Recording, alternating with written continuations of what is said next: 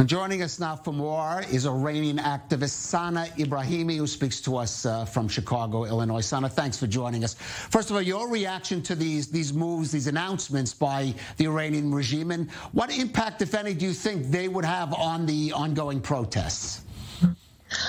First of all, we are all shocked. Iranians are all shocked to see that this news is massively going around so quick, because this is simply not true. The morality police has not been abolished. They have temporarily stopped working, which is a suspension, but we know for a fact it's not abolished. They are not going to change anything.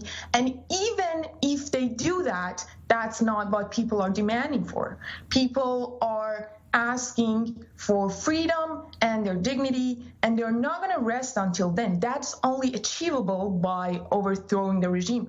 They want nothing but abolishing the regime itself. So this is just the regime propaganda that has been spread by regime's lobby and its arms in the West, just to mislead people, because the following 3 days, December 5th, 6th, and 7th, is a big announcement from activists in Iran for people to come out and join the protest, and that's only an attempt to mislead this protest and the whole movement and undermine people's fights for freedom and the support they're asking from the world.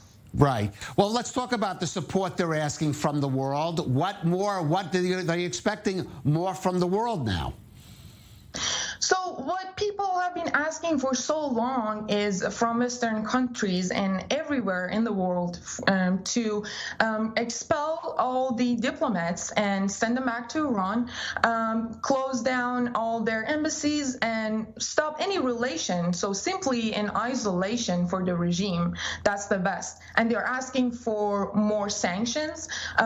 People do not want any negotiation with the regime at all. And this is the exact opposite of the message that the regime and its lobby is trying to spread everywhere. Right. Now, Sana, this started with the death of one woman and what people was viewed as about the hijab. As you were saying, clearly it has gone beyond that. But you talked about freedom for the Iranian people. But what form would that take? How do you actually see this develop to the point where we would go from a protest to what one would call a revolution?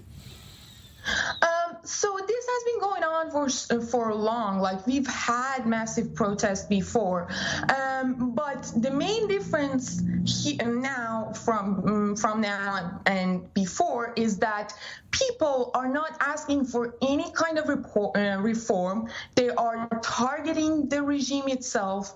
One of their famous slogans is, "This is the last call and the target is the regime." So people have been so clear. They have seen how brutal the regime and the forces can get, but they still choose to come out and risk their lives, although they are unarmed. They are unarmed and simply they are in grave danger, but they do that. So that means like, this is simply different from whatever we've observed before, whatever we've witnessed. And all they're asking for is just the regime to be gone. Well, I understand that.